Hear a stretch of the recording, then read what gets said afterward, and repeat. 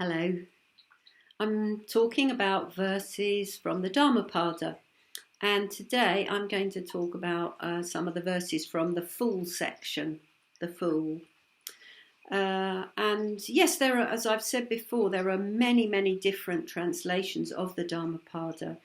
And Bhante Sangharakshita translates this section, the head of this section, as the spiritually immature. Personally, I prefer the Fool, and that is because it has a sort of sense of humour about it. So a lot of what we do, isn't because we're wicked. It is because we're spiritually immature. But somehow the Fool, there's a very strong image of the Fool, isn't there? In all cultures, there are different images of the Fool. We've got one with a kind of pointy hat with bells on it.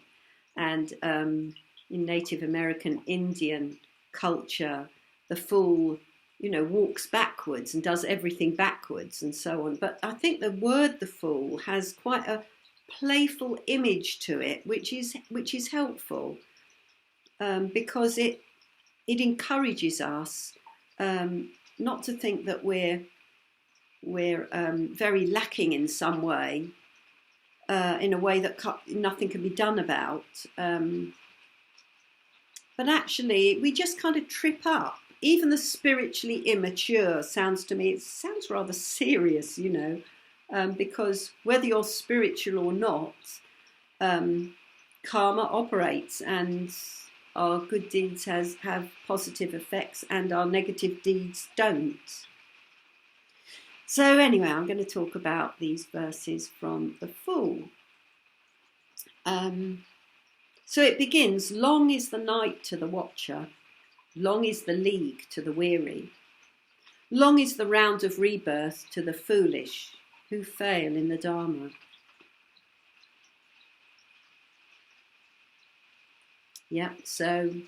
This is the teaching of rebirth, which, isn't an easy one for Westerners on the whole to get their heads round. But anyway, we just repeat ourselves again and again. And as long as we don't understand, as long as we don't see the truth, then we will be reborn again and again. Long is the round of rebirth. It goes on, if the wayfarer does not meet a wise companion, let him go alone. There is no company with a fool. The fool thinks anxiously, these sons and this wealth are mine. But he is not even master of himself, much less of sons and goods.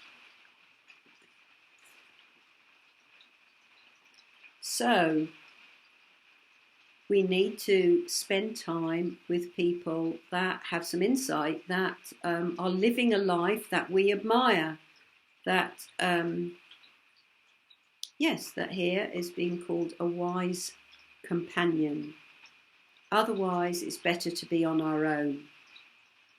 So, I don't know about you, but you know that all the relationships we have with other people, they all have different qualities to them, don't they? And we know sometimes we meet with friends and we feel uplifted or inspired or encouraged. So we have a different feel depending on who we're with.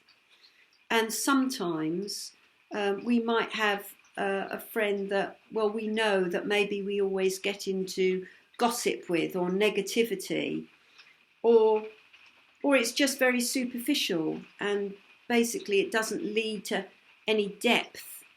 And I think deep down we know that in ourselves. I mean, I'm not saying we should always be serious with friends or not have any frivolity. Having fun is really important.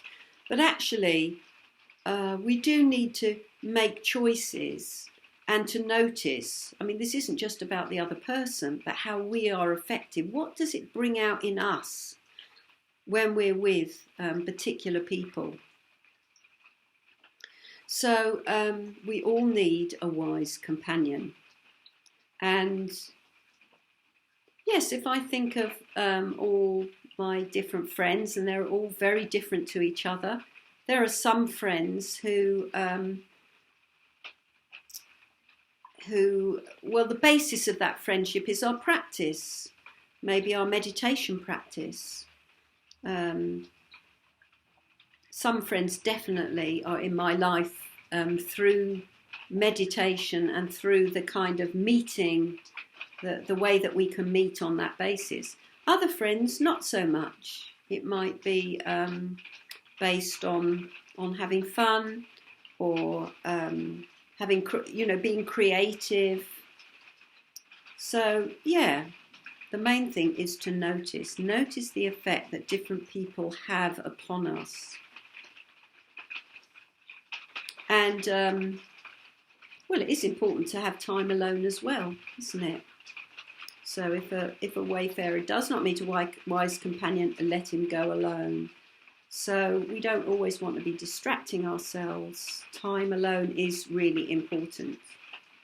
And then what about this next verse? The fool thinks anxiously, these sons and this wealth are mine. Well, we've got to go back to the time of the Buddha here, when sons and wealth were very important, and perhaps daughters were less important.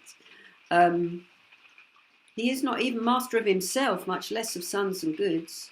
So this is the deception, isn't it, that we have, that we are master of our own lives. Whereas, as Sangharakshita said, life is king. We are not in charge, if you like. We are not able to determine everything about our lives. And we can't hang on to them. And we're not even master of ourselves, much less of these other things. And we know that, it's quite hard to direct our lives in a positive way. We can sometimes feel like life is happening to us rather than that we are living our life. We can sometimes be passive to life, or feel that we don't have any agency, and that can feel very disempowering. But often it's just because we kind of meander, we take the easy option, you could say, in our life. We all want easy comfort, we want easy answers, and often it means that we don't put the effort into our life. We don't really take a clear look at what produces helpful states of mind and what doesn't. The fool who knows his folly is wise so far, but great is the folly of the fool who thinks himself wise. So we need to know where we're lacking. So the greatest folly is to think ourselves wise when actually we're as much a fool as anybody else. So this is about, as much as anything else, humility. It's really important to see the gap. And I think that's something we do very clearly in the puja. The verses of the puja help us to see that there is this tremendous gap between ourselves and the Buddha, between ourselves and those who have gained insight. And if we don't see that gap, then basically we'll coast along feeling self-satisfied, feeling self-righteous and so on.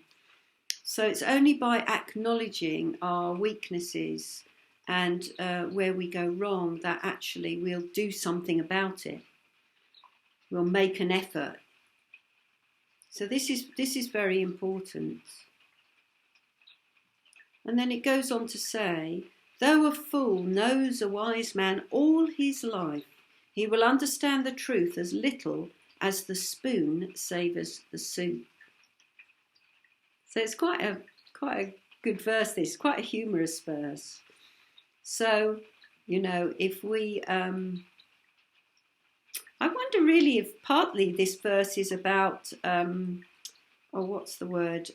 vicarious enjoyment or something, just because we are aligned or we spend time with somebody who has the answers, who maybe lives a much richer life than we do. We don't really do much about it. And it reminds me of, I think it's in the Noble Eightfold Path that Sangha describes somebody with his feet up by the fire, cup of tea in his hand, you know, and a pile of biscuits, reading about Milarepa and the life of Milarepa, and, you know, saying, oh, this is, you know, it's fantastic, you know, what a terrific person.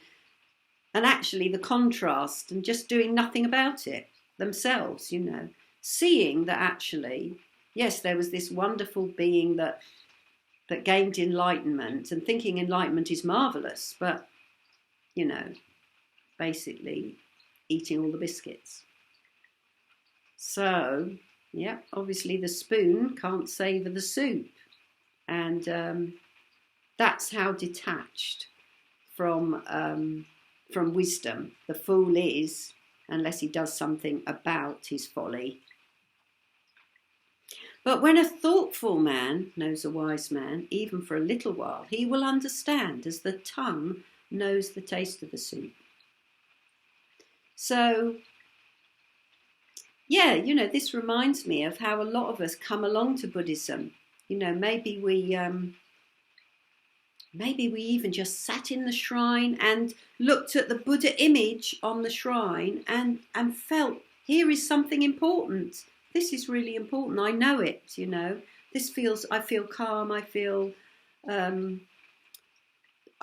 like there's some deep truth here. Or maybe we went to a puja and we didn't know what it was about, and then we heard the Heart Sutra, and wow, you know, there's something here of deep significance. So, yeah, you know, if we're thoughtful and if we have connection with those that have more insight than we do, we'll gain that understanding. We'll be affected, we'll be touched by that. So that's enough for this talk, and see you later.